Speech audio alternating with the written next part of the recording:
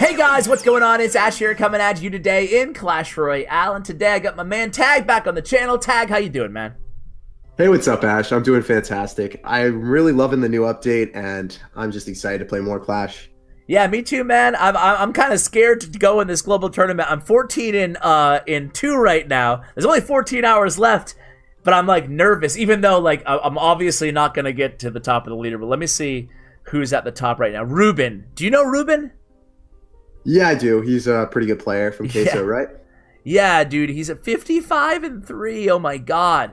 All right, well, anyway, we're not here to talk about the global tournament, but I'm enjoying the update as well. We're not here to talk about this deck either. We're going to talk about, and you can share the deck. Oh, you just shared it. Man, this deck is so dirty. I apologize to a lot of you viewers, and I'm sure you do too, Tag, because, like, this is the no-skill deck for this meta, but it's also undoubtedly one of the strongest decks, and I'm committed to bringing you guys also the strongest decks, so... Dude, tell us about this deck, Royal Recruits Bar Putt. So first off, I'm optimistic by this going on your channel that a lot of people play it, and then it immediately gets nerfed because it's really, really strong. It is. It deserves a hard nerf. This is a deck that's kind of disgusting from a standpoint of it doesn't take any skill, and I don't know. I just don't think this type of deck should be in the game right now. Tag, people thought that the Bar Putt 3 Muskie deck was bad and no skill. This is 10 times worse. Yeah, you add the recruits and it's just like an onslaught of, like, how can you break through? You passively cycle Bar Putts in the back, then you drop Royal Recruits on defense, and then as that starts to walk up, you end up, like, overloading your opponent with units. If they log the Goblin Gang or they end up logging the Dark Goblin, you kind of just spam them opposite lane with the Battle Ram plus Goblin Gang or Dark Goblin. And then they kind of just lose. It's not really involving too much thought process at any point during the game. Okay, well, hey, man. That's why we have a pro on to explain it for us today. But seriously, obviously, we're going to have some fun. We're going to do live ladder matches, and we will give strategy advice as well. So, Tag, you want to hop into a match with it? Yeah, sounds good, man. It's actually, you know what? Yeah. It's actually pretty free to play, too. There's no epics or legendary. I mean, there's one epic. My bad, Barbaro. So there's some debate in the pro community about what card should be nerfed in this deck specifically. Okay. I saw TNT saying that Battle Ram should be nerfed, but I'm not 100% convinced it's that. I think that Royal Recruits probably shouldn't have a place in the game as a viable card. I feel like some cards that are just really strong probably shouldn't. Like, I don't know, it's just a very linear card. There's not too much thought process involved in playing it, so I don't know. Yeah, it's back to that same old argument that we had, you know, right when recruits were 6 elixir and super OP and game ruining. Now they're not as strong, but they're just as annoying, I think, right? They're more annoying, dude. Yeah. At least in this deck. I think that Royal Recruits, before I was able to play them in Minor Poison, it was like, oh, okay, it's fine. Whatever. But now it's like, oh, every single deck that I play it in is very low skill cap anyway. It's just too obnoxious, man. Yeah, and then the recruits are going to do a good job over there helping out on defense. It's great because, I mean, let's just stop complaining about the deck for a second. You guys know how we feel about it, but, you know, don't hold us responsible. We're just sharing it with you. That's all, guys. But seriously, so let's talk about strategy, because obviously there is strategy involved as well. Like, you want to play it correctly. Passively play units. Like, I've passively played a Bar Putt. I'm not overcommitting. I'm not rushing with, like, a Battle Ram at the river. I'm waiting it's not bridge spam. It's Battle Ram, but no bridge spam. Yeah. But this is a deck, right? Correct me if I'm wrong, that you just want to, you just want to mitigate damage and get to double elixir, almost like it's a beatdown deck, kind of, right? Pretty much, man. I don't want to really do anything stupid and lose my tower against a mortar user that won't be able to break through me in double elixir. So. Exactly. Yeah. Yeah. So I saw Prince, so I know he's playing an aggressive variation. Do you still think that Prince needs a nerf, by the way? Well, it's really hard to justify that in a Royal Recruit meta. I just don't think that I can say that with a straight face. But yeah, I mean. So you think in a vacuum it's really strong, but with the recruits now, it doesn't. You know, it's a game changer. What if he just log? I'm really confused. I don't know. I think the game's over now. I think it might be GG. Yeah, it's over. Yes, that's it. That's it. And you guys saw, I mean, obviously, his tier 3 cards didn't help him out. Yeah. Let's see. What does he have for tier 3? You don't have any tier 3. Oh, you have one tier 3. Oh, man. It's an arduous battle for this man. I feel kind of bad winning with this deck every single time I play it, but I'm just really hopeful that more people start playing it so that it eventually gets attention to the Well, balance listen, and, listen. Every yeah. meta, people there seems to be in the beginning of every month really annoying game-breaking decks, and then people start to adjust to it. A lot of it last meta was, simply a lot of people adding lightning to their decks to combat the E-Drag. So is there something that you think, because people, even if you don't want to play this deck, my viewers out there, is there something that they can do to combat going against this deck if they're annoyed by it? I mean, And feel you free to could hop into straight another up match, put too. Bard Barrel and log in your deck and just be a savage, or you could play something that has a lot of air. So looking at this deck right now, you have Royal Recruit, Sparpot, Goblin Gang, Bataram. Those are 4 cards that don't shoot up really. Yeah. And you have Archers and Dark Goblins, so definitely could have some issues against Lavaloon. I hope that I play against one just to see how that matchup goes. Well, hop in and we'll see what you get. You know what my thought is I just shared a deck yesterday with Big Spin. It was Graveyard Freeze, but it also was Bowler. I'm wondering if maybe Bowler is the type of answer that might just become meta as kind of a counter card against decks like this, especially if they continue to be this prevalent. What do you think about that?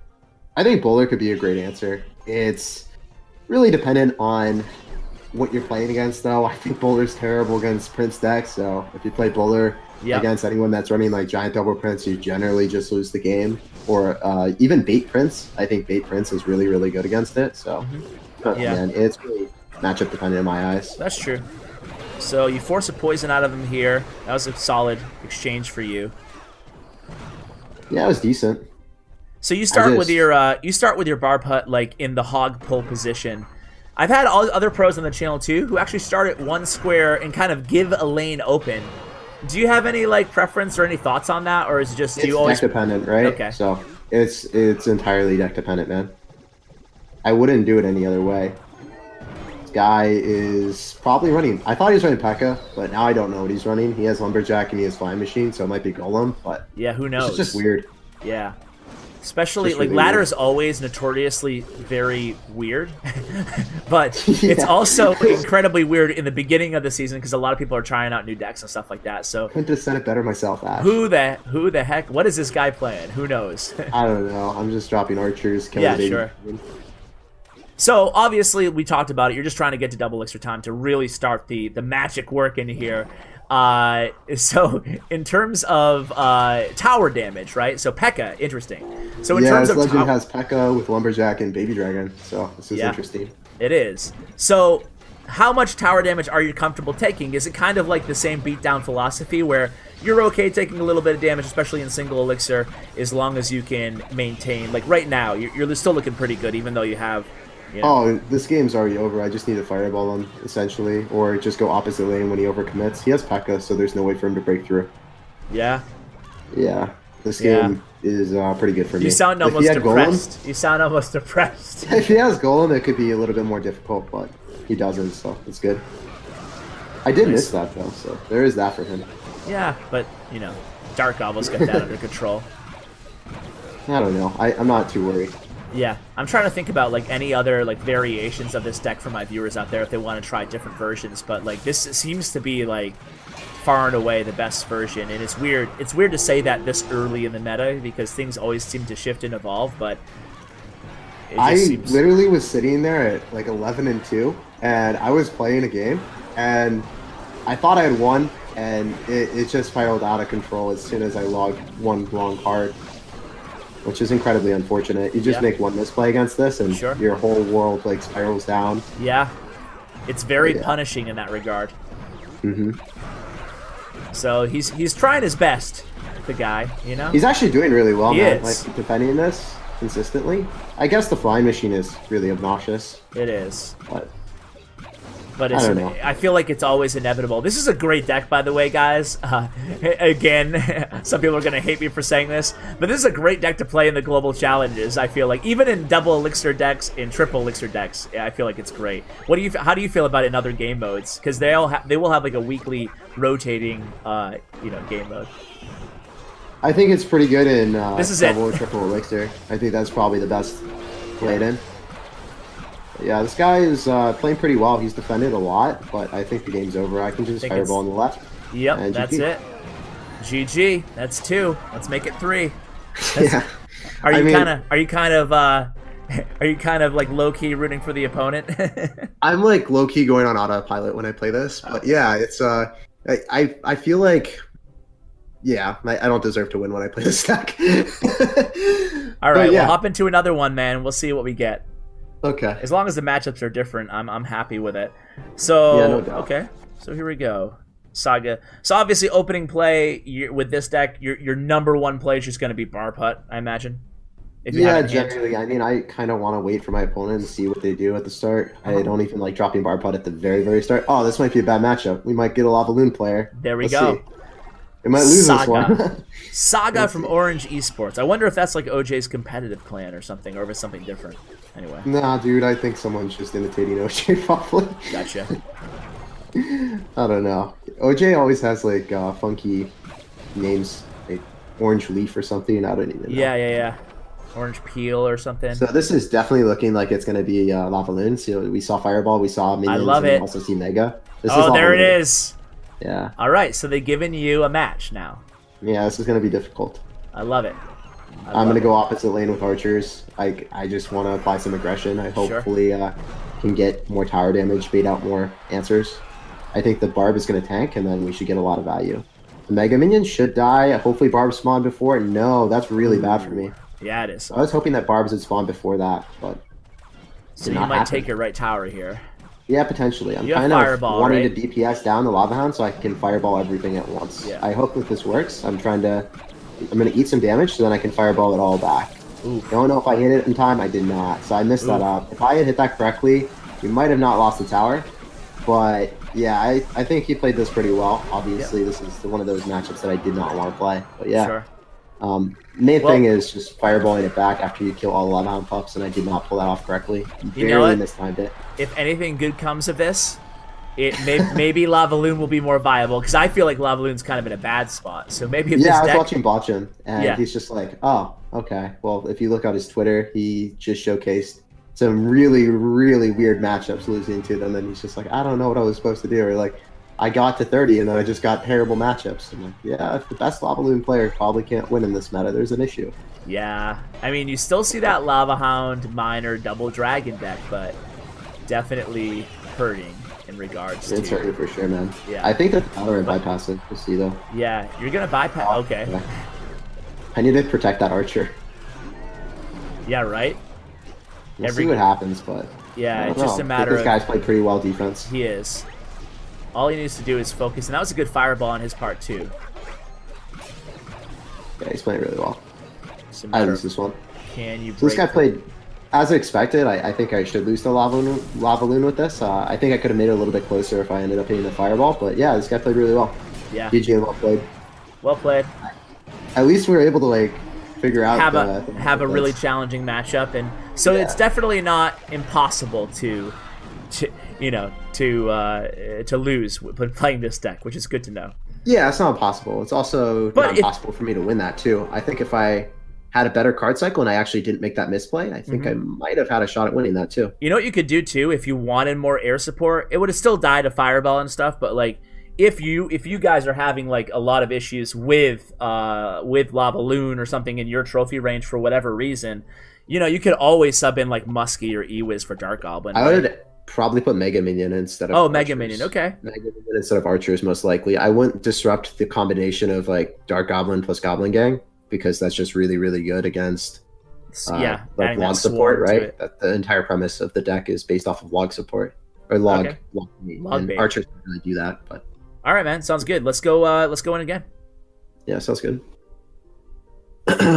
We'll hit our fireballs this time, don't worry. Here we go. Did you get the Royal Ghost emote? Yeah, I did. I Sweet. did not get like I didn't get the emote from the CR World Finals, which was kind of disappointing for me. Yeah, that's gonna come back though. Like what happened there was, I hope I'm allowed to say this.